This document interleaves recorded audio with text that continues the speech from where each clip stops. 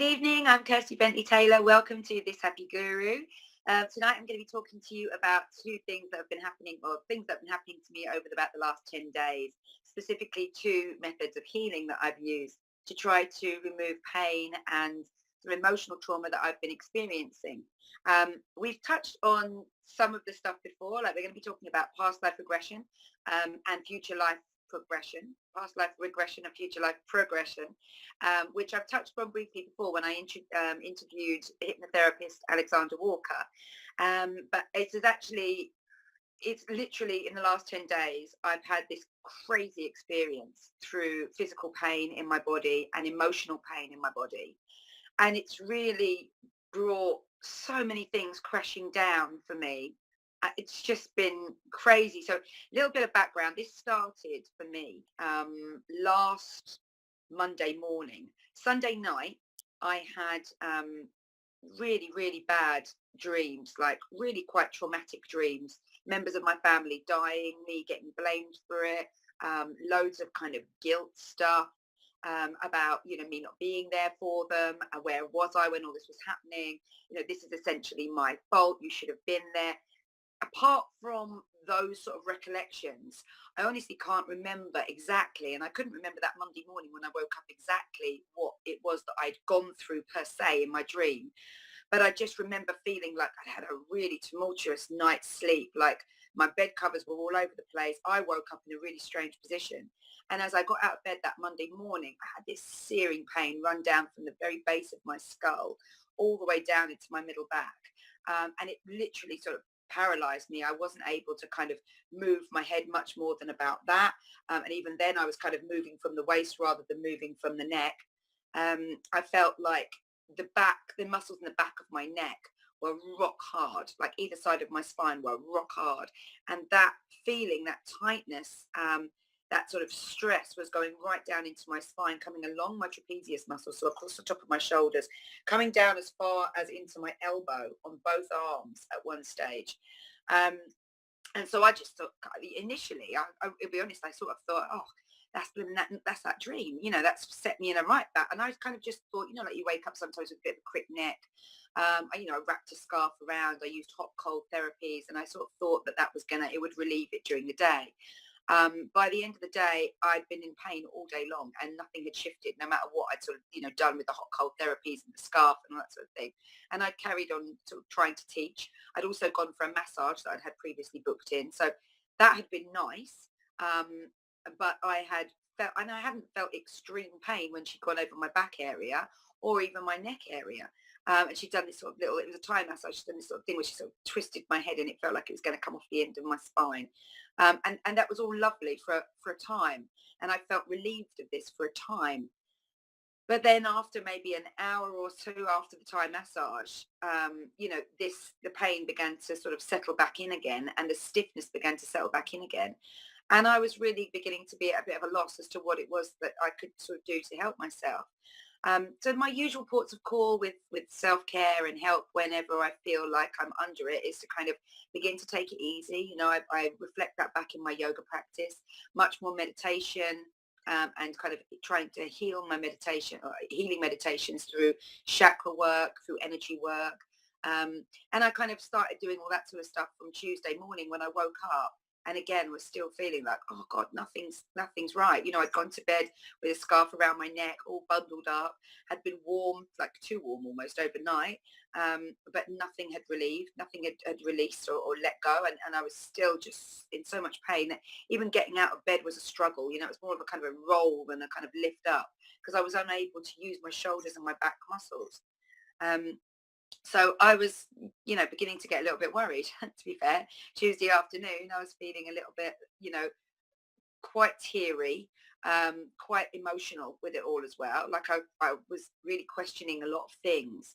And I used, I kept dipping into things. So I used, like I said, hot, cold and therapies. I use my essential oils, which I use and I use them for a number of different things. So I started off with the muscle relaxant oils, the ones that would traditionally like go in and help relieve and relax muscles, bringing in warmth, bringing in, kind of a cellular response that is to release and let go. And then I decided that actually with the emotion that I was feeling, that I should, probably perhaps try the emotional oils. And they worked for a while. I made myself up my own brand with some basil, spearmint, peppermint, cypress, Roman chamomile. Was there anything else? Oh, and bergamot. So all oils that are about really, like I said, bergamot is like the oil of self-acceptance, about standing tall in who you are. I was looking at this being really around my throat and my heart chakra, like these were the two parts that were really responding, my neck, my shoulders, which is very much like the throat chakra, and also my heart, middle back, thoracic chest. And so I started kind of blending my own oils to try and find something that would be able to do that. I used black pepper and juniper berry, which are good for kind of unmasking and relieving night terrors. I used lavender, the oil for communication, so that would again begin to relax, let go, and begin to kind of bring things to me. And really the only kind of message that I got through from my body was that these oils were helping for a time. But then again, like they had with the massage, like it had with the hot cold therapy, I was having baths every night to kind of just sit in a really hot, warm bath and see if that helped. Gentle stretching afterwards, gentle kind of self-massage afterwards. And nothing was shifting it. So I was beginning to get a little bit panicky, and as the more panicky I got towards like the middle and like towards Wednesday, Thursday, the more I began to notice that emotionally I was becoming much more frayed, a lot less patient with my kids, a lot less clarity of my mind, to be able to work at all. Essentially, that was the one thing that was really beginning to come up to me, was that I just couldn't find the clarity in my mind. I was going for, I took my dog for a walk, and I was having to walk really slowly, and I'm a very fast paced, much like my conversation. I'm quite a fast paced walker. So to go slow as well made sure that I was being mindful of each step, and any kind of slip step, a jolt into my spine was hurting. And I haven't received a pain message like this um for a long time. Actually, the last pain message that I got in my body like this was just before we moved back to Thailand, back from Thailand to the UK, and I found that my hamstrings on my right leg really began to play up. And as soon as we arrived here, it's like literally they went from the plane journey. They'd been like that for about 2-3 months before we left, and then on the plane journey over here, something shifted, and it was fine. By the time I got here, I did my practice the next day, and I felt like, oh, well, they're back to normal, or they're normalish. Um, and I kind of always put that down to the fear of moving forward. As I looked into like the muscles and the emotions carried around those parts of my body, I really began to feel like that was a trapped emotion, that a trapped fear, and not wanting to step forward and not wanting to take that step that had been manifesting, before we moved, with everything that we were doing. Like, it was crazy. But when we got here, I think just that kind of, and we're here, we're in it, this is it now, that step's been, whether it's the right one or the wrong one, we're here. And it just shifted like overnight. It's crazy. So, but I haven't had anything in my body since then that's been like this, and certainly even that wasn't as debilitating as this has been for me. And I just really was, I suppose, in a time of despair. Like I say, not being able to really work. I'm trying to get a load of other stuff doing for my website, not really being able to kind of get into a right head and mindset for that. Not feeling creative at all. In fact, feeling very low, feeling very emotional, a couple of times just crying for no reason. I spoke to my mum, and and she just phoned me because she, like, I heard that you're not being feeling very well. You've got all this pain in your back, and I was telling her about it, and I found myself crying, found visions dropping in of my childhood again, where I felt uneasy about my worth, my self-value, sort of shame as well was coming up a lot in that. And it's all been stuff around my voice still. But the shame and the self-worth was about my voice for sure, which, as if you follow This Happy Guru, you'll know I've spoken about that before, about how like the messages from my childhood affected, and I didn't even realize, affected my work, my relationships, the person that I am, in terms of confidence levels, in terms of being able to speak up and say what it is that I'm really feeling in certain situations. If I'm feeling like a little bit caught off guard by a situation, I find it hard sometimes to really stand tall and say, no, hang on, actually, sorry, I don't agree with that. I'm far more likely to sort of sit back and just see how it pans out, and then at a later date, given the opportunity, to perhaps say something, that actually I didn't really like that. I didn't really want that to happen. Um, so anyway, I decided I was going to do what I kind of have done in situations of dire, desperate need before. And I asked the universe, and I just literally put my hands together and was just like, you know what? Like, if you can help in any way, I would be really appreciative of it, because this is really hurting now and it's making me play small, and this isn't where I want to be. And I know there's a message, but I'm not feeling it. I'm not getting it. It's not coming through to me clearly. And I need to understand, I need to know how I can move and shift this, because nothing I'm trying is working. And there was a sense of real desperation, especially like come Thursday night. This had been a long time. I had a busy day on Friday with clients and stuff, and I beginning to feel like I needed to perhaps cancel things. I'd been taking it so easy during the week, that I just, by the time I got to Friday, I was just like, this can't go into another week for me. This is too much. So so I asked the universe, and then the next day I wake up and I feel a little bit lighter. I feel a little bit kind of, okay, it shifted a little bit. I have more movement in my neck. I have a little bit more movement in my shoulders. Good. Okay, that's good. I had a bath the night before, and I just kind of thought, maybe it's beginning to shift. Maybe it's beginning to lighten now. Because it's really felt like a weight on my shoulders, like pushing down weights, not like I'm carrying something particularly, but just heavy, as if, I found myself as well sort of sitting like that, where I'm sort of hunched over and with something on this shoulder. The right shoulder's been particularly bad, but it's almost in my middle back as well, like, in my middle, in myself, in my middle back there. So I asked the universe. I sort of said, like, what's going on? Just please help me. And the next morning I kind of woke up and I got on with doing, the usual stuff in the morning. So like the kids packed lunch and all this sort of stuff. And when I kind of went onto my phone and I went onto Facebook, the first thing that popped up for me was a opportunity to do some past life regression. And I was kind of like, whoa, okay, that's the first thing that's come to me. And immediately it felt like a good thing. It was like, okay, this is, I just registered it, I guess, as a sign, as a kind of, okay, this is the first thing that's popped up to me. I haven't even looked at my phone. Usually I'm on my phone for music or for meditation or something like that in the morning. And then this was the first thing that came through. And I was kind of like, okay, that's good. Immediately contacted Alexander Walker, who, like I said, we had on the show a few weeks ago. And, said, can I book myself in, please? So I had that done on the Saturday at 1:00. On the Friday, again, I'd taken it really, really easy, sat in the, took it really easy at work, sat very quietly, put the oils on again in the evening on the Friday. My son gave me like a little massage, bless him. And so woke up on the Saturday, still felt the pain, was ready for the regression therapy or anything, to be honest, that was going to kind of help me heal at this stage. So I went through past life regression with Alexander, and it was very emotional. So for any of you who don't know anything about past life regression, it's done through hypnotherapy. I had my first past life regression experience when I was 18. And I kind of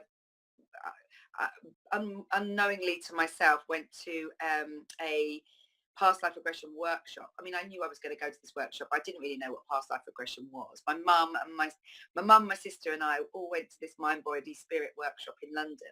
My mum was really into it, that sort of thing, and she was like, come on girls, this would be great. So me and my sister, nothing else to do on a Saturday, yeah, come on then. So she's booked us in for this workshop, and we're like, okay, let's do that. And so we go in, we're in a hall of about probably 100 people. It was a busy workshop, so I'm sitting there and I'm thinking, oh, this is going to be good. Don't know anything about this lady. She starts talking about angels, and she starts talking about her hypnotherapy tapes and stuff like this. And I start getting a little bit like, oh, here we go, hypnotherapy, like, I'm not sure I believe in all this. I'm not sure about this. And, I'm looking at my mum, and my mum's just like loving it all, looking at my sister, and my sister sort of looking at me like, what's this going to be about? What we signed ourselves up for here? And so we were just basically all asked to kind of close our eyes, and asked us to go back into a time when we could connect with an animal, like, and took us into like a spirit animal place. And I had quite, I had a vision. I had a visual of sitting on top of a canyon, and having an eagle and a snake next to me. And they were kind of the spirit animals that I was connected with. This big eagle. I was sitting there with my legs over the edge of this cliff, looking out on something that to me looked like the Grand Canyon, something like that, with a big eagle next to me, like almost eye height with this big eagle, and this kind of snake that was curled round and just lying down to my right side. Um, and I remember thinking kind of, that's cool. Like, I couldn't see myself. I could only see the view, and I could see these presences almost out the corner of my eye. But I was very much at peace with them. And there was no fear, for example. There was no fear of the snake. There was no fear of the eagle. And yeah, so that was nice. And then she took us into like a past life, like, come into your next life, or your first life as human, or your next life that you can remember as a human. And I had a very, very vivid regression. And I woke up crying, and I woke up like properly crying, like sobbing from my heart. And I was, I think startled would be the worst, would be a very inappropriate word to use. I was shocked that I had had such an emotive response. Like the fact that I'd woken up crying. I mean, I'd only done that in dreams a couple of times in my life by the time I was 18. Generally speaking, I'm quite a heavy dreamer, a heavy sleeper, tend to have dreams that are quite uplifting. Used to have a few recurring nightmares as a child about big crabs being in front of the toilet when I needed to wee, that sort of thing. But other than that, nothing particularly. Like, I used to have dreams about flying when I was young, and I would be able to fly across trees and just bounce off the top of trees. And I used to love those dreams. But other than that, nothing particularly, impressive, if you like, or traumatic. So for me to have come out of this kind of semi-dream state, this hypnotic state, and have had such, first of all, such a real vision that was just not just something that I felt like I'd seen, but something that I felt like I'd felt and lived through, and could still feel the remnants of that experience. I think that was the thing as well that stayed with me from that first experience of past life regression, was that for that whole day, I was totally haunted by the feeling in my heart, this feeling of real pain and anguish from what I'd seen. And it was something that I went and had like an aura reading after that. I kind of felt like, and the lady had said that, my aura was very, very strong, and she'd told me about the colors that I'd had, and I just felt like I'd had this really weird experience. By the time I got home, I bought myself a Buddha, which was the first, Buddha I'd ever bought, and I hadn't had any experience at that time with Buddhism or religion, or, apart from C of E, which I was brought up with, but not, well, we might go to church on Easter and Christmas. That's about it. And then, so yeah, I bought my first Buddha, and I'd had this kind of Reiki experience, and I'd had this past life regression experience, and I was just a bit like, wow, what is this? Like, this is crazy. This is like a whole nother world. And then I kind of promptly forgot about it. I met a man, moved out of home, and I did the normal sort of stuff for a few years. And then I had a weird experience on a beach in Thailand when I was traveling there. I've been away for a couple of years, and I had an experience, like a spiritual experience, meeting a spirit, which I felt like was my granddad, my dad's dad, who I'd never met. He died when my dad was 21. He was 49. So I wasn't even a twinkle in his eye. Like, he just about met my mum, I think, when my granddad passed away. But I really felt him as a strong presence there for me, and very much like a security thing. And so that was kind of really it. Those experiences were the weird stuff that happened to me sort of in my late teens through to my early 20s. And so I didn't explore or go down the road of exploring past life regression, but subsequently have had about, well, it must be about 8 or 9 experiences now, and a lot in the last sort of 4 years. So I would say that I have had experience, I've had enough experience of past life regression to have known that I wasn't scared of what I was going to find. And I think if you haven't had any experience of past life regression, and you would look at it as a way of perhaps uncovering things that you feel don't make any sense in your life. So past life regression stuff can be put down to something as simple like recurrent deja vu. Like if you're feeling deja vu a lot, or if it's something that really comes to you a lot in your life, then this can be a sort of a symptom, if you like, of having a past life.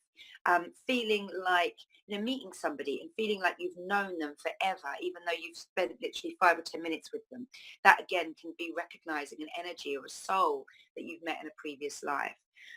Bringing in things like fears and phobias as well as another one. Children who manifest really intense fears and phobias at a very young age, that's thought to be brought through from previous life as well, previous life experience. Maybe like being scared of dogs, or for example, or not wanting to have anything around your neck, being scared of water, stuff like this. What else is there? Things like any talents and really crazy abilities. I remember watching an Oprah Winfrey show not so long ago, actually, about phobias and fears, and that was talking about past life regression and previous lives and stuff that you were bringing in. And then it went on to talk about how, talents and abilities, amazing painting, amazing drawings from children as young as like 3, 4, drawing these like works of art depicting a time that they would never have known about, like, the Civil War, stuff like that. One little boy was about 4 years old, I think, and he drew himself like with such clarity and precision, drew all his uniform, his boots, his hair, his moustache, the features on his face, everything, and so well. Like it was I can't draw at all. So, but even for like an adept 4-year-old to draw, you're not expecting this quality, this level of art. And penmanship from a 4-year-old. And he said he could remember being this person. He could remember this person was, very much in his mind still then. And he could remember being this person, and this person didn't end, he had, I think he'd had a really good family or something like that, and he just wanted to get back to them. And that was the whole thing.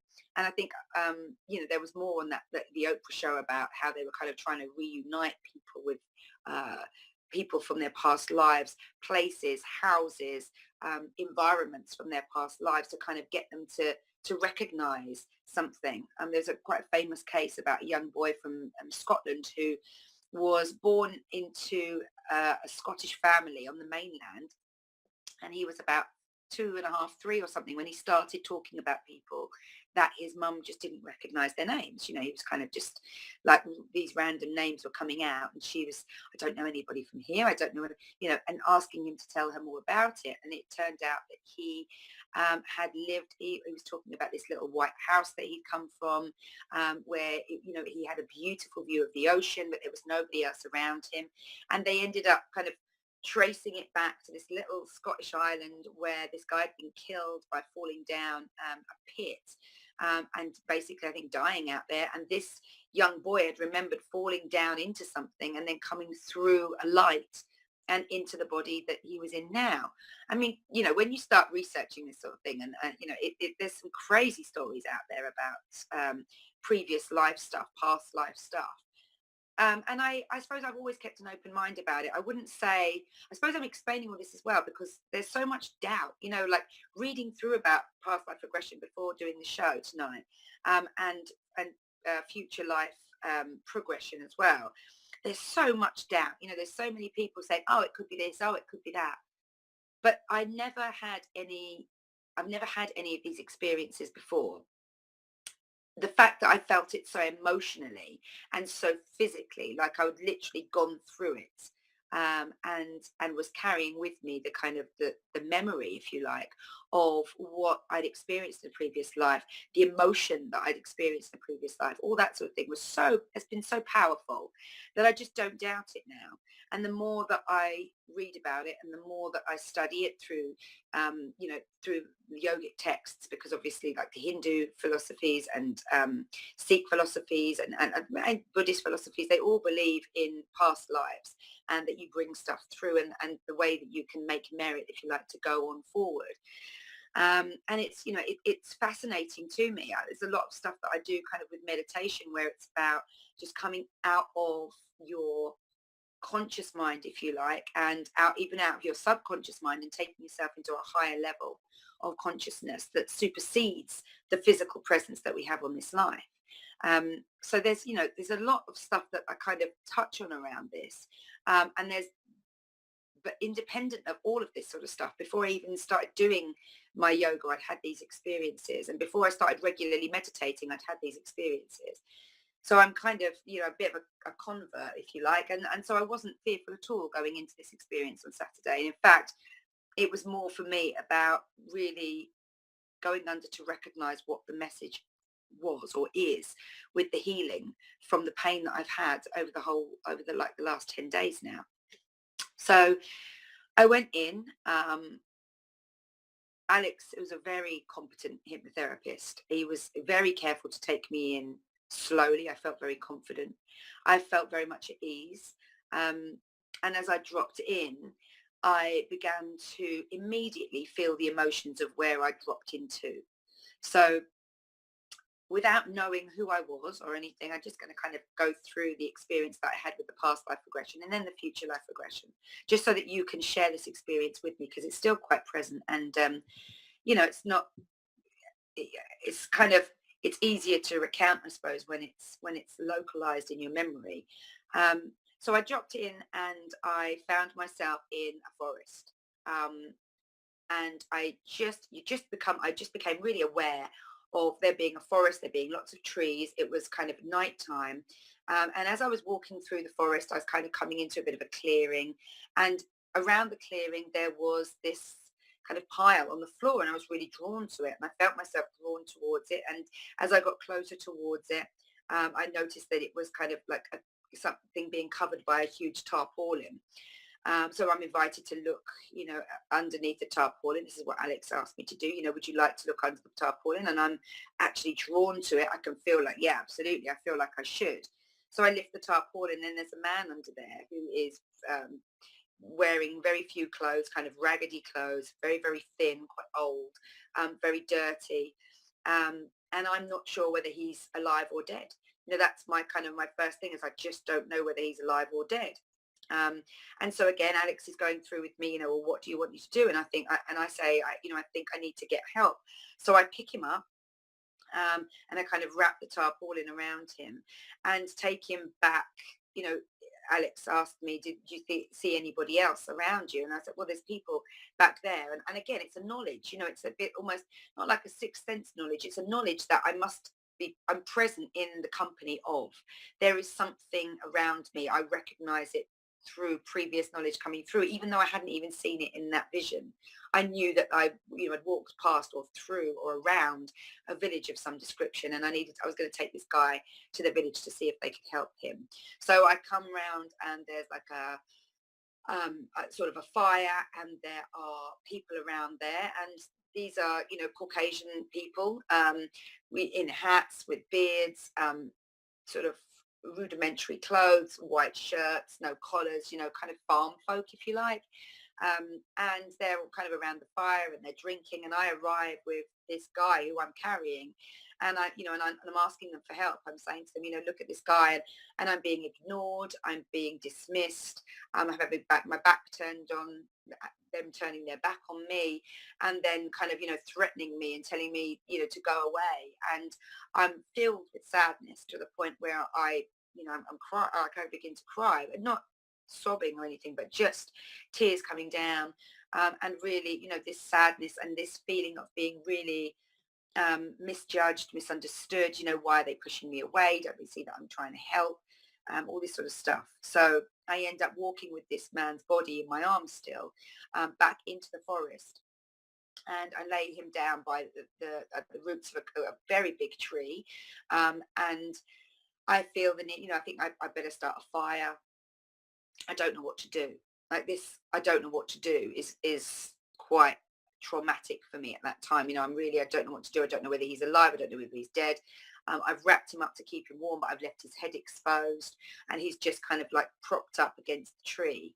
And then I Alex said to me, what do you want to do? I was like, I want to help him. I want to help him. I think he's alive. I want to help him. So Alex said to me, okay, then see that there is, some sort of a basket there. I've left some things for you that you can help him with there. So he gives me the opportunity to be able to help, to be able to fix, to be able to change the situation within the memory that I'm having. And so as I go over to this basket on the floor, and it's like a little kind of wickery basket thing, there looks like to me to be ointments and little sort of like vials, bottles of liquid, like dark liquids, and what else was there? Like a compress thing, like a kind of like a herbal compress, that sort of thing, like this sort of size.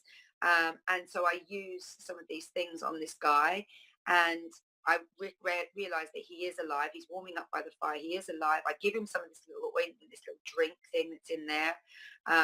And he sort of coughs a little bit and then drinks a little bit more. And then he doesn't stir anymore. And I'm very alert. I'm very high energy, very nervous, anxious.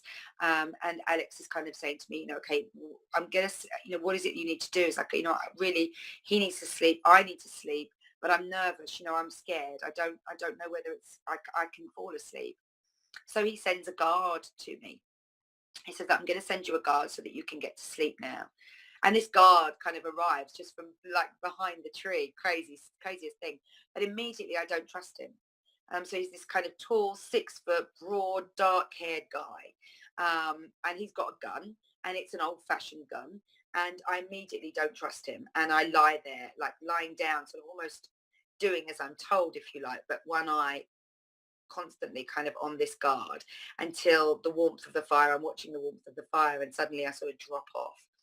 And, I get guided through that, time means nothing in this space. So now come to and decide what it is that you're going to do. And as I come to, I realize that this guy's gone.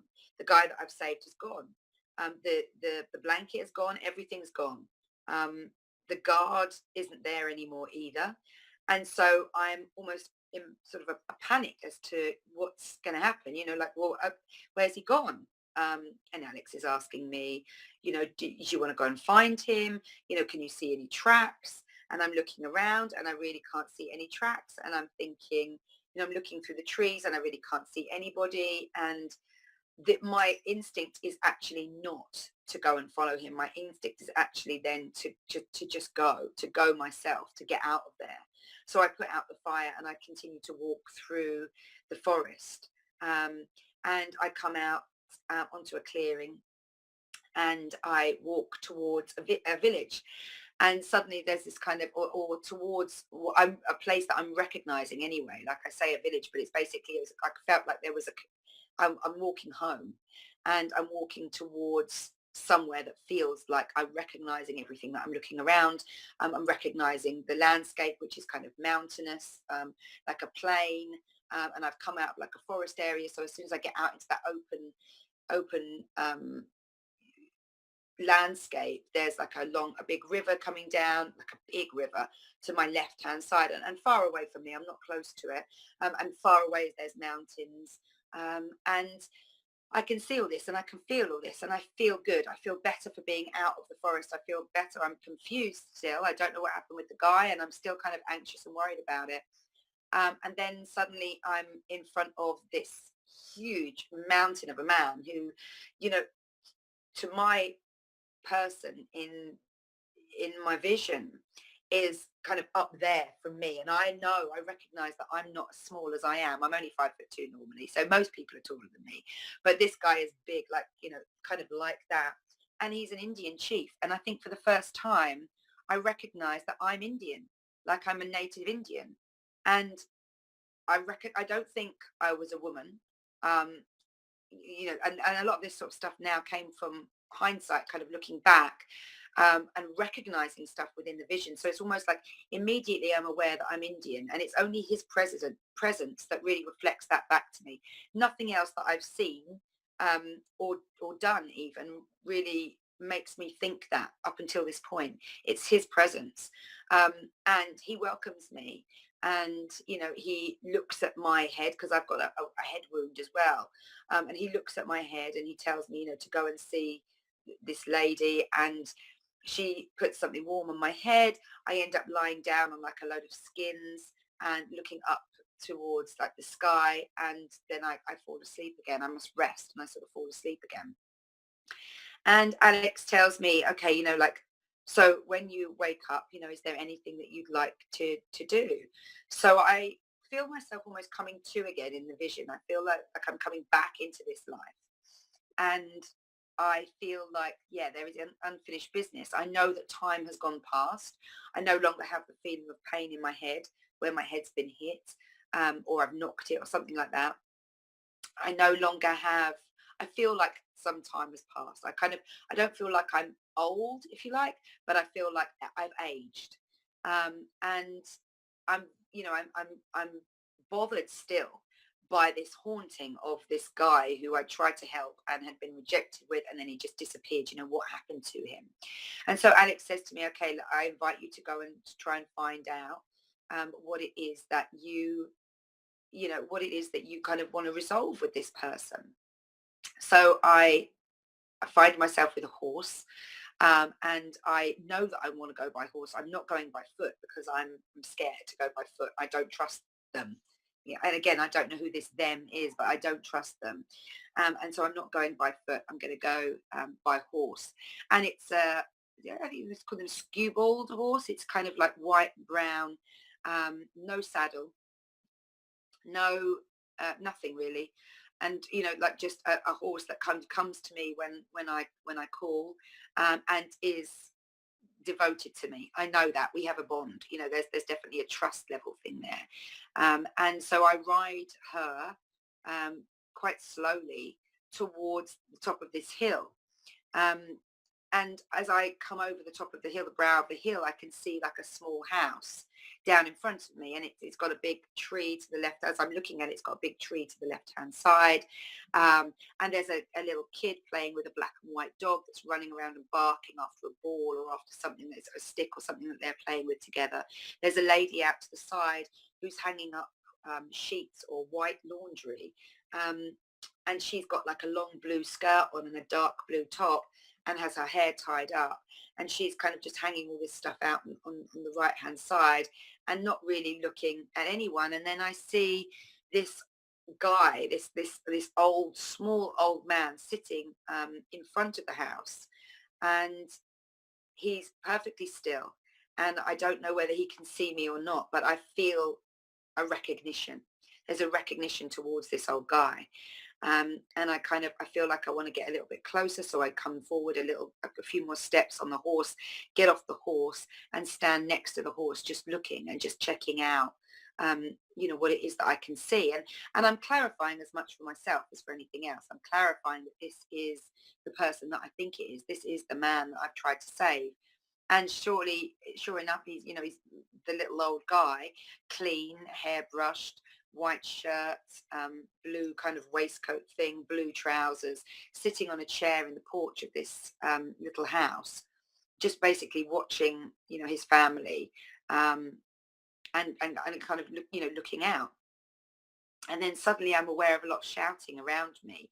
And I have this really searing pain going through like the top of my chest here. And it's literally, then in real life, I'm now crying and I am gasping for breath, like, with pain, those sort of like, like this. And I see the sky and I feel almost like I've fallen, but I feel like I've been shot, but I'm not feeling any pain. It's the weirdest sensations that you get.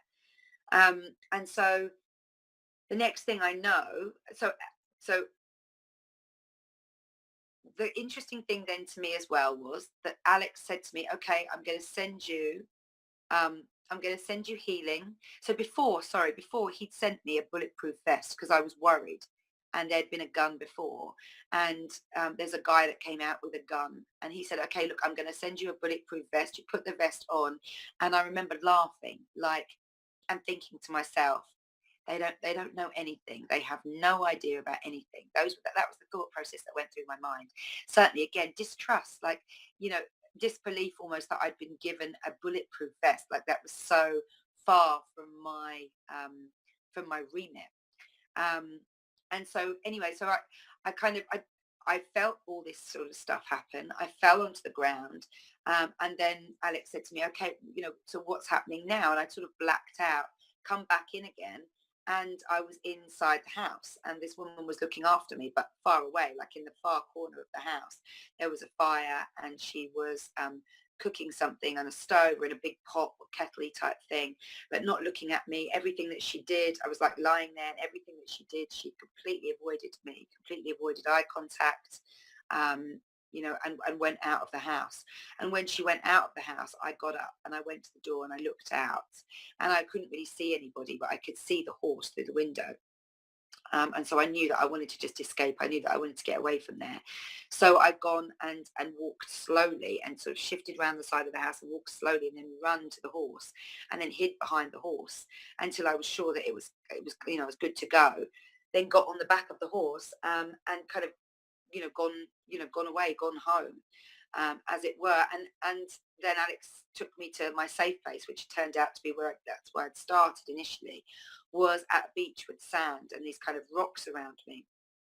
And I went back to this safe place, and the sand was the same, and the rocks were the same, and the water was the same. But I realized that it wasn't a sea like I thought it was. It was just a massive lake. And on the side of these rocks that hadn't been there when I started, there were all these kind of balancing stones, like in like a little, almost a gravestone, but kind of about like that big, and coming down little stones all the way down into bigger stones that had been built and balanced there. As I lay down, I felt the warmth of the sand on my back that was healing, and the warmth of the sun on my face and on my chest, which was bare. And I felt myself feeling like, okay, now I'm going home. And then that was kind of how I came back out of it as well. So I came to, and I'd kind of gotten over the crying bit, gotten over the gasping for breath bit and all that sort of thing.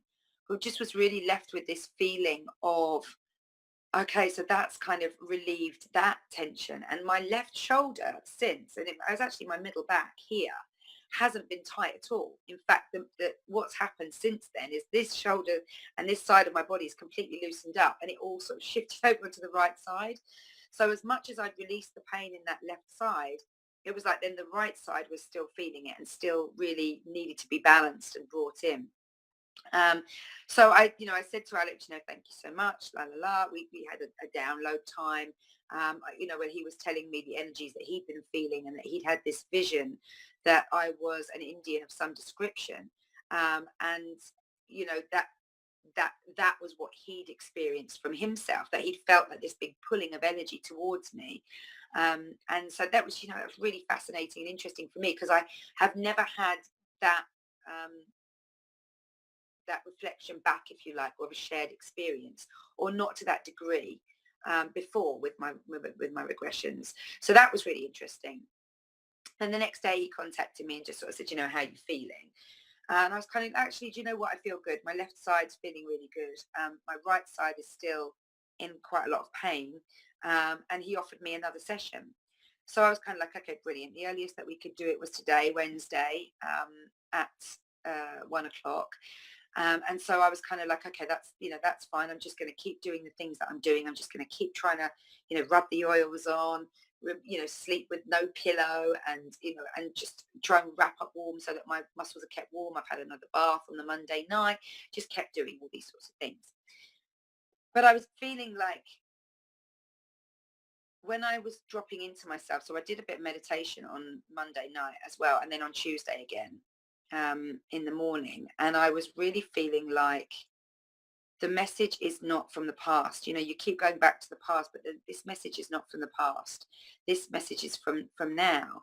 And so I texted Alex just to basically say, any chance that we can do something different? I'd like to do the future life progression that we spoke about on the show, because I feel like the stuff that I'm carrying is actually affecting me so much in the now, so much in terms of what I can be creating, so much in terms of my mindset, like the clarity of mindset that I need to be able to really think about what it is that I want to offer, how that's going to look, how it's, how I need to come across, what it is that I'm going to write, really structure and feel and design this.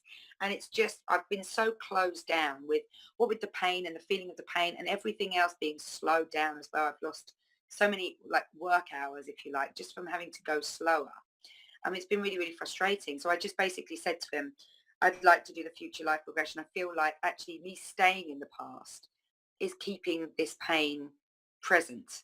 And I'd really like to kind of, if I can, go forward and see what it is that I need to take from this healing so that I can perhaps heal a little bit quicker, and, get a little bit more clarity on exactly what the message is behind all this healing, because that's really the thing that I've been feeling, is that there is a message behind all this, and that it's really about being open and present enough to be able um, to see it and to feel it and to to accept it when it comes forward, to receive it when it comes forward to you. Oh, excuse me. So anyway, he's been hugely accommodating, like really, really good. A lot of time spent with me, preparing me, checking that, I'm not scared of certain things going forward, that he can take me, use certain visual aids that aren't going to trigger me in any other way. Things like, again, if you have a problem with, needles, or if anything to do with water, anything to do with heights, all these kind of fears and phobias and stuff, anything food related, are you allergic to anything, all this, it was very, it's very clear, and kind of really covered all the bases so that I wasn't going to be triggered by any of the visuals that he gave me. And so today I did the future life progression, um, hoping really to kind of clear the weight that I've been feeling through my right shoulder. And again, it's been that feeling of something pressuring me down. I was literally sitting there sort of this morning, excuse me, even just kind of, and sitting at this sort of angle where my shoulder is kind of just held up, and I've rolled over at an angle where it's my right side that's shouldering whatever it is that I'm kind of protecting myself from almost. Um, and so I was keen to do this. Now, I've never done a future life progression before. I didn't know what to expect. We did a healing session beforehand, which was quite deep for me. It felt actually like I went into a very, very calm state, almost like a sleep state, except that I was able to hear his voice throughout the whole thing. And that was, that was a great introduction to, I suppose, or great introduction for me as to be getting into this kind of visual that he leads you down into to kind of take you into the hypnosis. So that was really cool. But I've never done this future life progression thing before, and I didn't really know what to expect. So we had a little bit of a conversation about that, and about, what it might entail.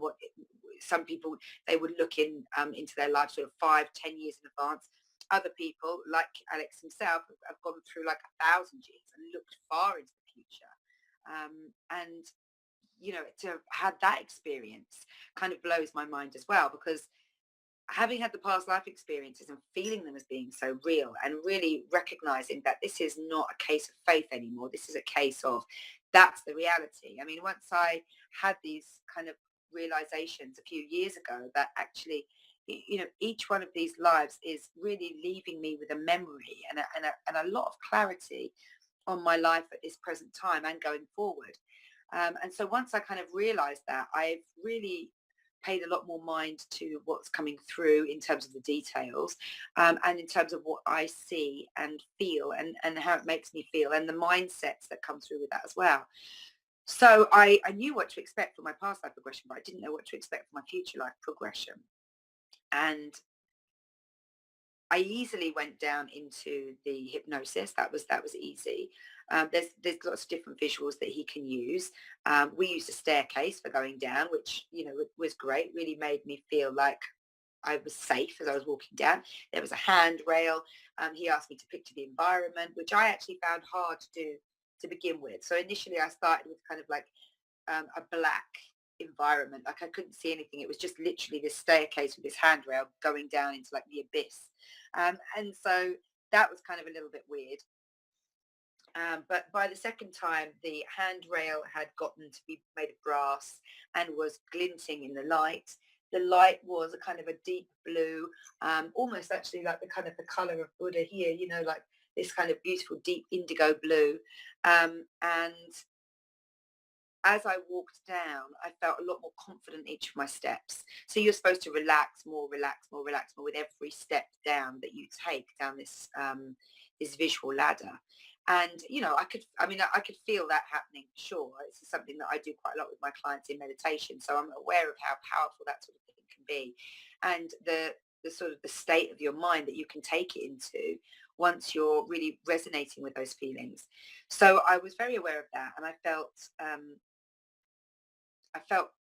it was a lot easier for me to go under, but there was still this darkness when I arrived. And Alex asked me to look down towards my feet. So I basically walked down this staircase into a garden initially. And the garden is beautiful. And he says, the garden's absolutely beautiful. What does that look like to you? It's like, well, the grass has just been cut because I can feel it soft and a little bit wet underneath my feet. As I'm looking down, it's quite a long garden, and there's flowers, like big flowers, all on the left side, like much taller than I am, a kind of gradient up towards them, and then shorter flowers on the right hand side. So I'm like, okay, great. Then he says to me, there's a little bridge at the end, so go across the bridge. So I walk down. I have to describe to him what the bridge looks like, and then take my first few steps out of my real world, if you like, and into my future world, my future life. And initially, everything's kind of this dark blue still, and I really can't see anything. And Alex says to me, okay, look at your feet. So I'm looking down, and whereas previously I've been wearing shoes, after about a minute or so of actually looking down, I was aware that actually I'm not wearing any shoes. That's my bare feet. And also that I had like quite dirty bare feet, and that I was had like a toe ring, and that I was certainly very comfortable walking around with no shoes on. So that struck me as kind of a little bit funny. But as I began to look up, I began to see the forest land around me, very different from Thailand, very different from England. So again, it the place that I was at felt really familiar. That was one thing that I could identify straight away. But I couldn't have told you where I was, and I couldn't have told you, how we got there, or what we brought with us, or anything like that. It was quite really, really vague at that time. So as I kind of get more into it and begin to explain things to Alice, he says, okay, well, Alex, he says, well, okay, well, take a little walk through. So I'm visualizing walking through this forest. I'm visualizing the little chalet huts that are running up the side of the mountain nearby. I visualize a beautiful pool between the villas so that they can kind of utilize that, and it would be like this really nice, almost spiritual experience because it's like a natural pool. And then there's the sort of shorter flowers on my other side. And I keep walking through. So I've walked over the bridge, yeah, and I'm walking through, and the bare feet is not an issue at all. I'm very, very comfortable where I'm walking through. And what happened next? And so I'm walking through, and I'm very aware. I'm very aware of the fact that I am myself still, but I am lighter of frame. I feel like I've lost kind of 10 kilos or something like that. That my hair has grown. It's really quite long and sort of just wavy loops. And then we come out into this amphitheater, for want of a better word. Actually, it was like this kind of dome. I've actually drawn it. Look, I mean, I've told you I'm a terrible, terrible drawer. But if I just show you that, I don't know if you can see that there. I don't know if you can see that. So that's my kind of my dome picture there. So imagine, as I've drawn here, in front of you, you've got peaked mountains coming up there and on the other side. So imagine you're there looking out over this massive, massive lake, with mountains kind of all around it. And as I walk in there, Alex says to me, how do you feel? And again, I begin to cry, but I'm not crying out anything other than pure joy. I'm looking up, and this place has the most amazing energy. It has this huge open partition at the front, but it's like a kind of a half a dome coming back. And the energy in there is absolutely amazing. It feels like the outside is coming in. It feels like the sky is almost still above us. And it's got this amazing view, like this blow your mind view. Um, yeah, and so I know that I teach here. I know that I do yoga here as well, but the majority of the stuff that I teach now is philosophy and religion and all the kind of the stuff that we discuss every week. That's what I'm there teaching. The view is stunning to me. The view is the thing that's really made me cry.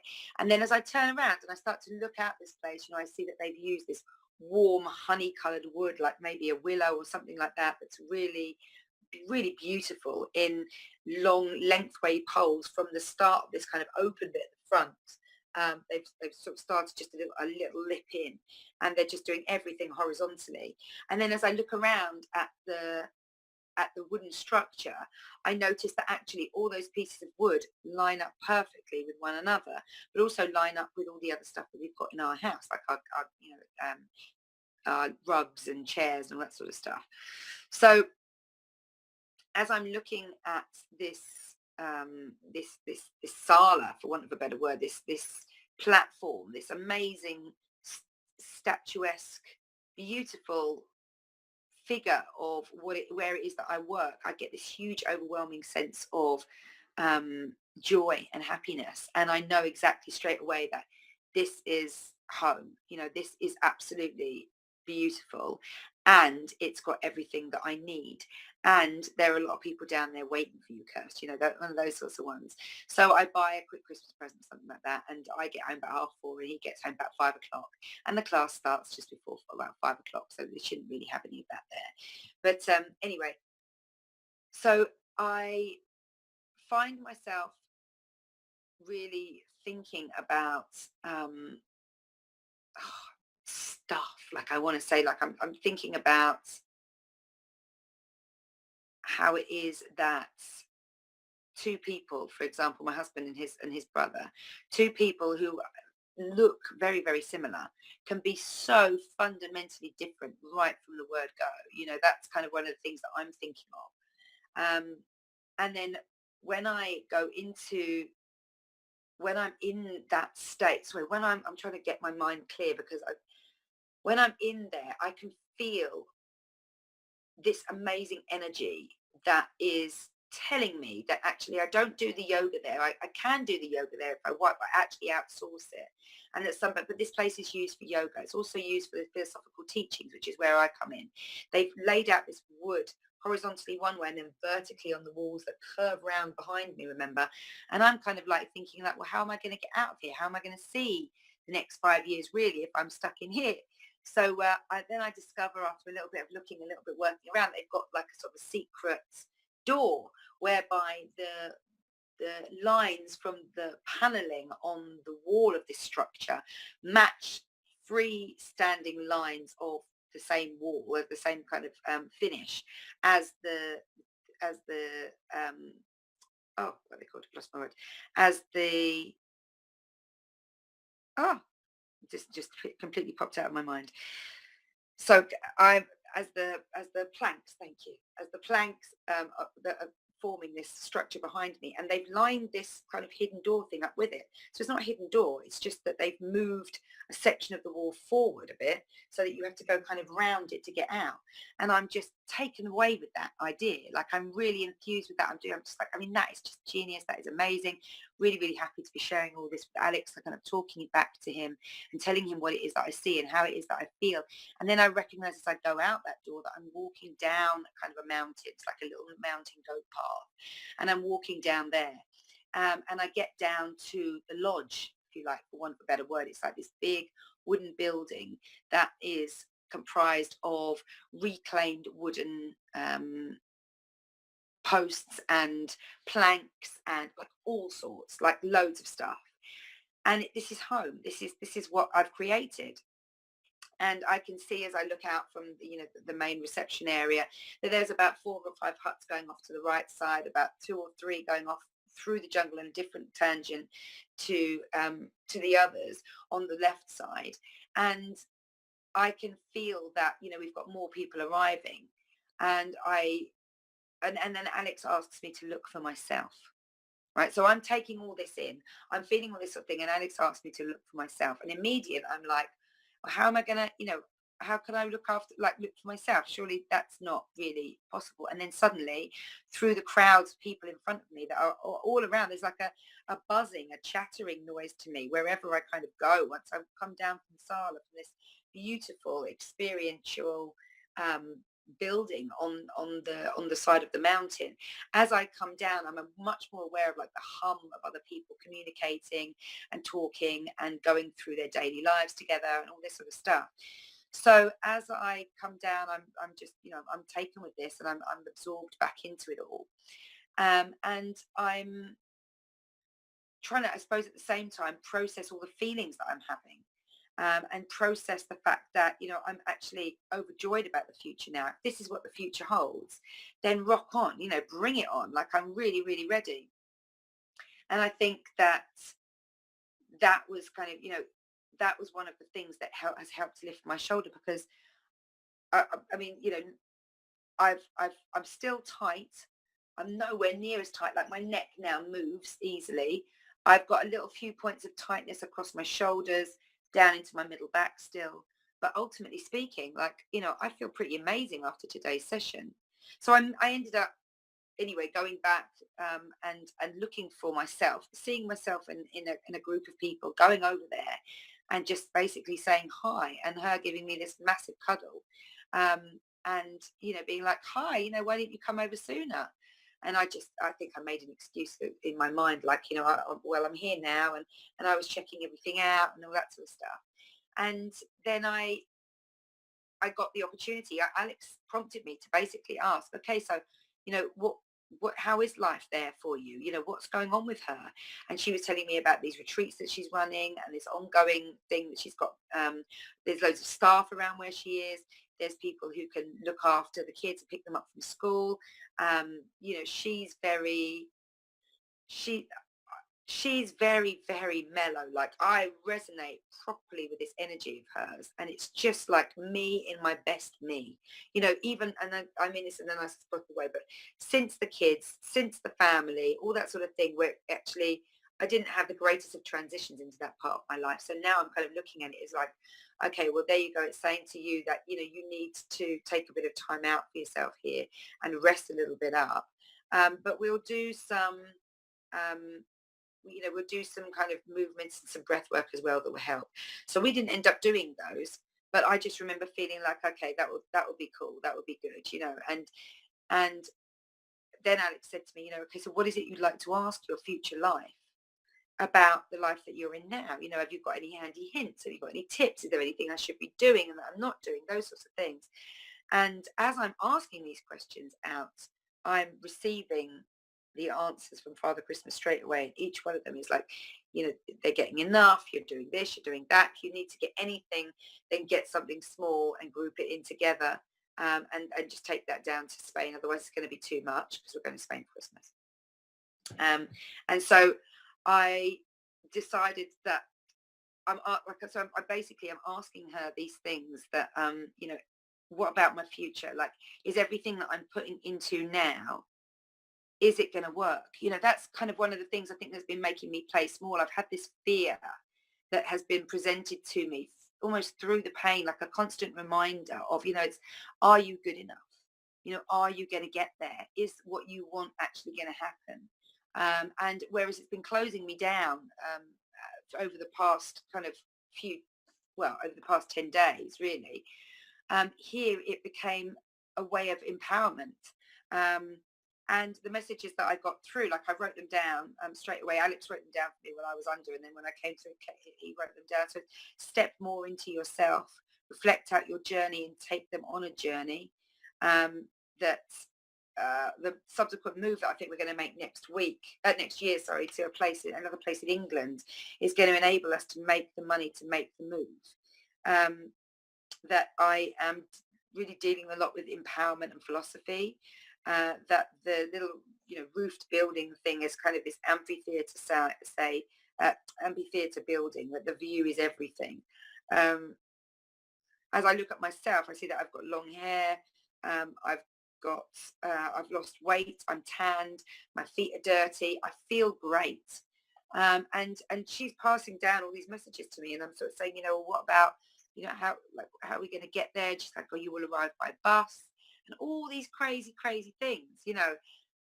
And I honestly, I couldn't quite believe it. I found myself almost questioning her response, which is wrong because obviously I can't question it. This is the experience that I'm having, but I found myself sort of questioning her response and being critical of it. What does it mean by this? Or if you're gonna do that, then what about that? Um, but as I'm looking around and I'm feeling more and more at home, and I'm feeling more and more kind of emboldened, if you like, to ask her these questions, she's coming out with some crackers, um, I know I'm asking almost about Lee as well, my husband, and I'm asking about the kids, and there's no holes in anything. This is what makes me think that they're coming with me as well, is because there's no holes. Like Lee is around somewhere, the kids are around somewhere. There's no feeling of loss. There's no feeling of someone having moved on and lost you, and that personal grief. There was nothing like that. So I knew that he was around, and I kind of felt like he was pottering somewhere. So she's giving me all these messages, and then Alex sort of says to me, say goodbye and see if you can take through and back with you any of the positive messages that she's been doing. So I really felt a big urge to give her a hug. So I gave her this kind of massive hug, and the feeling in my chest and in my heart was of real recognition, real absorption, um, real connection, like a sort of a merging, if you like, before we pulled apart and were separated again. And that was actually one of the nicest things, I think, out of the experiences that I've had with these two, with the pain and everything, was just that whole, wow, like I can actually give you something back. I'm giving back out of me for you. And that sort of sacrifice obviously doesn't bother me. I didn't need it for whatever I was going on to do. But yeah, it's kind of, it was the gesture that I needed, I suppose, to feel good about what I'd created in this place. Because as I was looking around, it was just me everywhere, my influence on this, my influence on that. And yeah, like I say, I think like Lee just really pottering around, doing a few bits here, doing a few bits there. Um, and it's just all so real, like still in my mind now. When I close my eyes, I can literally see the forest scape, like, and literally see excuse me,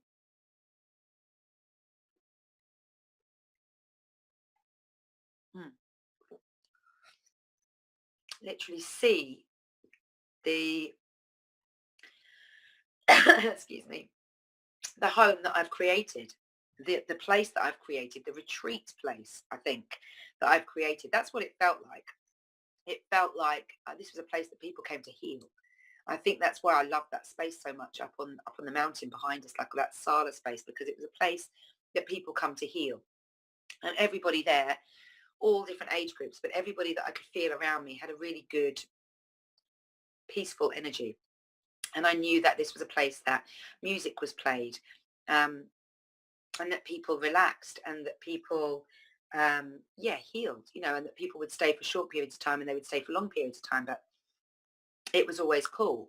They would come through and kind of past me, and it was like almost watching a member of my family go past. Excuse me. This is why I need to clear around the throat chakra, because this is the sort of stuff that I experience, and I know it's to do with speaking my truth.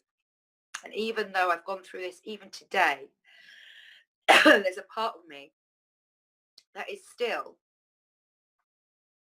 can it be true?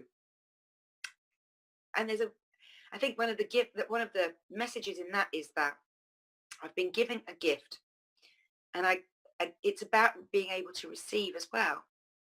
If you're given a gift, if you're given an opportunity, it's as much about what you've been given as to how you receive it. And it's as much about um, being open to being receiving of it, and knowing that if you've been given it, you deserve it. And this is, I think, where I struggle a lot in my personal life. I've struggled in relationships, struggled in receiving, receiving compliments, receiving recognition, those sorts of things always almost bounce off me. I don't really receive them. And this is one of the things that has kind of come up, that I feel like in my past life and my future life, I need to practice receiving stuff in. I need to practice really being open to things and recognizing that if it comes to me, then it's because I need it and I deserve it. Or if I want it, I deserve it. Whatever that kind of mindset is, um, you know, really, I suppose it's that poverty mindset again, isn't it? Like I spoke about this with the full moon release ritual a month ago now, when it really nearly close to the next full moon. And it was again about, this poverty mindset where it's, never spending, never investing, because you don't feel like you'll get back from it. That's very much a poverty mindset, because you must give out to be able to kind of receive back in again. It's like this cycle of energy. It's like you don't give to receive. That's not the ethos behind it, that I must give out, therefore I will get back. But it's that whole law of attraction, law of cause and effect, all those sorts of things that tell you that what you put into something, you get out of. And it's being open and honest enough to say, yeah, I deserve it. Yeah, I can receive it. Thank you. And being grateful is like the kind of the part that ties it all up. So as I'm looking out from this kind of jungle lodge place, I can see almost everything that's happened and that is happening with that place. I can see, buses arriving with people who get off with their bags and their suitcases and come and check in and go to their hut, their villa, whatever it is. And I'm up there in the sala talking philosophically, talking about ethos, mindset, empowerment. That was the word that came through. It's about empowerment and philosophy. And then the message coming through from my future life self is, the things about reflect out your journey and take them on a journey. Again, it's about speaking your truth. I have to, this is one of the reasons that I wanted to kind of really, I suppose, touch on this today as well, is that it's been such a powerful 10 days for me. And I really do feel like I'm beginning to come out of it now. Like the pain in my right shoulder significantly like, I mean, the fact that I can even do that without going, making a funny face, is testament to the fact that that's really, really shifted. And that's been this afternoon. That's been post healing, because this morning I did my yoga and I had to take it right down. I had no strength in my shoulder. This side feels fine as I'm sort of just stretching over and stretching up, and all the rest of it. This side feels fine, but this side I'm having to go really quite gently on. And even as I lift my arm like that, I noticed that I haven't got that crunching pain in my shoulder, which I even had up until about an hour or two ago. So that's just kind of shifting as well. The feeling that this is something that I not only deserve, but I will be working hard for, and it is a journey that's worthwhile. And again, I think that's about like receiving it, isn't it? It's like, that was one of the things I wanted to ask. And one of the things that Alex and I discussed before I even went under was, what is it that you want to know? And I was like, I just want to really know what it is that I need to do now to be able to clear all this, and what it is that it's representing, what it is that is presenting itself for clearing, presenting itself for healing. So a mad, crazy 10 days, like really a lot for me to sit and talk about, not just with you guys. It was actually very cathartic to have it all out there as well, but also with myself and what I need to do going forward, the practices that I need to put in going forward from this. But really as well, like on a kind of a higher level, I suppose, opening up that conversation with myself about my higher consciousness and about the truth of the oneness that I discussed last week, on this Happy Guru, and the I think as well, do you know what else came to me as well, is the fact that I have never conformed to time. I'm always late. Like, I'm always late for everything. Um, and or at least that's what people always tell me. Like, but I always, I like to think is I'm a hopeful person. I'm always trying to stuff so much stuff into my day. I'm always trying to get more in. I'm just trying to do more. I'm trying to this, I'm trying to that, and it just always makes me that little bit late. Having said that, I very rarely miss a train from being late. I tend to be there on time. When it really kind of matters, if you like, I'm kind of there on time. But it's so many messages, subliminal messages coming through as well. Like, it's this whole thing about time being really, nothing. We've made up this concept of time, this like linear aspect of time, and actually everything is, and everything has always been, a representation of the now, and what it is that you need to clear to kind of just shift almost. I want to go like upwards rather than, like linear, which is what time tends to be, doesn't it? Like timeline. Um, and it's really about that. It's really about kind of the whole holistic sense of being, present in mind, present in body, present in breath, present in spirit, present in energy, and being able to recognize all of those things. And if there's something not right with any of them, what is the lesson that it's going to bring you to allow you to ascend, to allow you to grow, to allow you to have the experience that comes with it. So that you can look for your message in it, because that's the other thing. It's like what other people think and what you think yourself are two completely different things. So this past life regression is one thing, but the future life progression, where you drop into a life that you've already created, and you see where you are, and you decide whether or not it's something that you want for yourself. Because that's the other thing. You can get in there and you can be like, this is not what I want for myself going forward. And you can ask, okay, how did you get here? And you can make conscious decisions not to kind of get there in the future. But yeah, so it's the concept of time. It's the concept of higher consciousness. It's the concept of, again, like reincarnation, and karma. It re-impacts on, for me, the law of attraction. It re-impacts for me the law of one, the law of cause and effect. Like, those things have all just been like, oh God, this is kind of, these are universal truths, and there's no denying them. It's almost like I've proved them. But it's just all comes from a feeling. It all comes from knowing, within myself. And I just would, I suppose, like to almost close on the idea of, I'm a holistic healer. I take my clients into all these parts of themselves.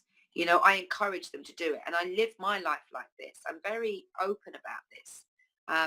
This is how I live my life, and it's one more example for me, I guess, these last 10 days, and how much has shifted and what I've been able to do, and the way I've seen my usual support networks be able to cope with it, but not actually, but just be on the outline of it, really, rather than kind of getting into the nitty gritty inside stuff.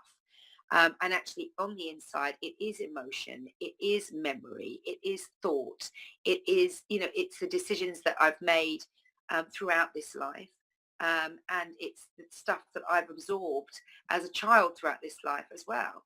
And the fact that the past life regression kind of hit my left side, my kind of more emotional side, and then the future life progression really hits my has affected my right side, my more sort of my more linear masculine side. I just that to me is kind of fascinating as well. There's a message in that somewhere. So Alex, finished me off, if you like. I came out of that situation, that I'd recognized myself. I'd asked for future life queries, and what can I do to enable myself even further? What can I do to make this a proper transition, a real positive, streamlined transition? And then I began to kind of walk back over the bridge he'd had me going over into my new land, back into my old land, back from my land, back into myself, um, and my personality, and really being able to kind of just bring the lessons that I'd learnt there with me from that. And I came to, and I was buzzing. like proper buzzing, like, oh my God, that was amazing. Like the way her energy, my energy had felt in the future compared to the way it does now. Like I would compare it literally to being kind of my energy now being like that, being quite hyper and managing a lot of stuff, being like that, to having an energy that just felt like a heartbeat, like doo-doomph, doo-doomph, doo-doomph, nice and strong, nice and powerful, cool, calm, collected, boom. And really feeling like that, really feeling that that's the way it's all going to go. That's the way I need to be. I need to be present here for all that sort of stuff because that's what I'm ending up. That's mine. I need to be open. I need to be able to receive. That's the energy that I will be creating. And I was literally buzzing when I came off of our call. And immediately downloaded stuff together. Like I wrote it all down in my book. I started doing my drawings. He asked me an interesting question, actually. He said to me, when you could see her, what color was she? And I didn't really see her like with a color or with an aura or anything like that. But I definitely would have said that she was kind of like red orange. And that was kind of almost the glow on the outside of her. And of course, red being the root chakra color, and orange being the sacral chakra color. All about standing tall as who you are, creativity, being true to yourself, trusting in yourself. Trusting in yourself is massive. It sounds so easy, but it's such a big one. And all of these sorts of things that were really enabling me to kind of come out of this meeting and think like, wow, like that was intense, that was crazy, and that was intense. I mean, I would thoroughly recommend it if you've got anything, like I say, phobias, any recurrent nightmares, any recurrent or dreams, any recurrent deja vus, anything like that, and you're just really curious, I suppose, to find out whether or not there's anything that's come through to you. You can get in touch with Alex Walker on www.alexwalkerch.com. So the CH stands for clinical hypnotherapist. And I would highly recommend him. He was very thorough. And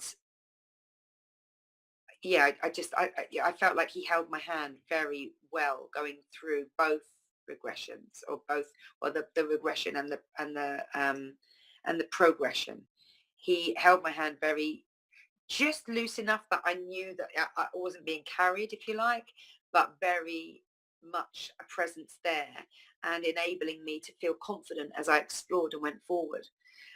So yeah, absolutely. If you're interested in this, and this is something you'd like to do to remove like a fear or a phobia, to shift limiting belief patterns that you think are making you play small and that you've kind of done a lot of work on, definitely I would say give it a go for sure. I'll be actually like speaking to Alex tomorrow and or Friday, just to sort of let him know that, no, it's all good, and this is what's happened overnight, and this is what I've been feeling, and that's where I am now. And that, that in itself is just so amazing, that I feel like everyone should almost do it. Like everyone should just do it just once so that you've kind of got a party piece, something like that. But it was blowing my mind away fantastic today. And I feel like the quicker we all begin to recognize ourselves as these holistic energy beings, we've got this beautiful, amazing, fantastical biological shape that will clean us out from literally every single cell in sort of 3 days to, I think it's a month.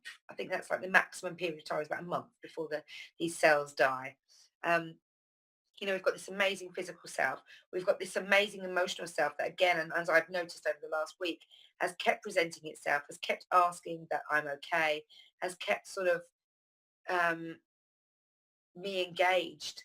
And then we've got, so we've got the physical, we've got the sort of conscious self, we've got the energy self, which has been so subdued this week. My energy has been really, really subdued. And I feel like you have to be able to recognize yourself as all of these things, like energy, energy, conscious, the fact that you're like a soul, if you like your spiritual self, your physical self, because as we know, every thought that you're having is going down and resonating into your physical self, implementing and imprinting more and more belief systems, and some of which will be, really latching onto the negative ones that you may have developed there as a child. If, like me, you were constantly told, be quiet, sit down, children should be seen and not heard, all of this sort of stuff. And so I feel like it's really like the one lesson I've really come away from it above and beyond all the others is that to ignore self when it's presenting on any level is really to ignore the fundamental reason of life, which is to grow, is to expand, is to manifest, is to express, and really enable you as a soul representation to kind of reflect all that great stuff back out towards the one, to allow God, if you like, to live through you, and in the most beautiful way, which is to fully, fully, fully express you, who you are. Because like I worked out the other day, I didn't work out personally, but it was like something like 1 in 110 billion, no, 102 billion, 10,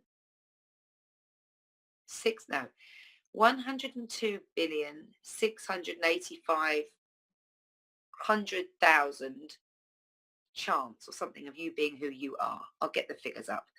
But it was just, yeah, it's just amazing. So to not identify with yourself as this holistic being, to think that the thoughts that go in your mind, on your mind, don't affect your physical body, to think that the way you treat your physicality and your spirituality and your psychic, your psychic strength, your intellect, for example, to think that they don't really affect you or who you are, does a huge disservice to your body, and your mind and your emotions and your soul on so many levels. And I think that's what I've kind of, one of the things that I've been reminded about this week going through everything that I've done is it lifts stuff, it shifts stuff. Things are coming up to you to be removed and to have the lesson learned from them. That you can ride it on through, and your subconscious will probably end up sort of shifting it out of your way so that you're not remaining in pain. But if you look at it, if you stay with it, if you sit with it and really allow it to give you its message, it can literally sometimes just be that simple. And that's what you go into, as a conscious being on this planet, and all the good that brings. So I'll be honest, I'm absolutely exhausted from everything that I've been through these last 10 days. Quite keen to get to bed and just allow everything to settle as well. That's kind of how I'm feeling tonight. But I wanted to share, and I wanted to really document these events as well for myself, so that I can kind of look back and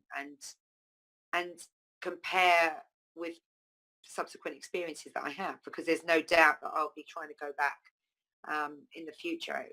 Especially if I've been feeling like this, that's something that I know that I would do now, because of the amount of clarity and the amount of weightlifting and shifting that has gone on in my body has been quite tremendous over the last sort of 3 or 4 days. And yeah, amazing experience. So if you are thinking about hypnotherapy, I absolutely advise Alexander Walker. If you are thinking about past life regression, be clear on what it is that you are kind of looking to shift, and that the person that you're doing it with is used to doing past life regression, so that they can help to control and guide you through the situation. Or maybe you're thinking, oh, do you know what, the boy's getting older, I'll do it with the girl though, and we'll do a bit of meditation together. Fabulous, do something like that. Even my son's made himself a hot dog, um, a hot dog costume, so that he can be, you know, someone that he wants to be, an expression of who he wants to be. It doesn't matter how you express, but you must express. It doesn't matter what you want to do. Do whatever it is that you feel called to do, I suppose, whether that be through healing, through crazy stuff. People, you would be thinking crazy thoughts about past life regression and future life progression as healing, but do it because it works. If you feel like you want to, dress up in certain costumes or clothes to be able to express the person that you are, then do that, because even if it doesn't make any sense at the time, it's still a part of you that wants to express. And from my experience, the more you push those things down, the more you get told by other people as well, or the more you believe, or essentially from messages from other people around you that it's not acceptable, the more you begin to hide and the more repressed you begin to feel, and the more that will come up later on in life. And all this crazy woo-woo stuff, like, get into it, engage, and look for the message behind it. I feel like I'm beginning to fade fast, so I'm going to leave it there. But thank you so much for joining me tonight. If you've got any questions or any comments, then please post them in at the end of this conversation, and I will endeavour to get back to you. And as I said, if you are interested in doing any past life or future life, hypnotherapy work, or looking into going into that to heal yourself on any level, then please contact Alexander Walker via his website, www.alexanderwalkerch.com, and you can contact me via my website, www.thishappyguru.com as well, or email me at info@thishappyguru.com. Thank you so much for joining me. Peace, love, light, and healing. Good night.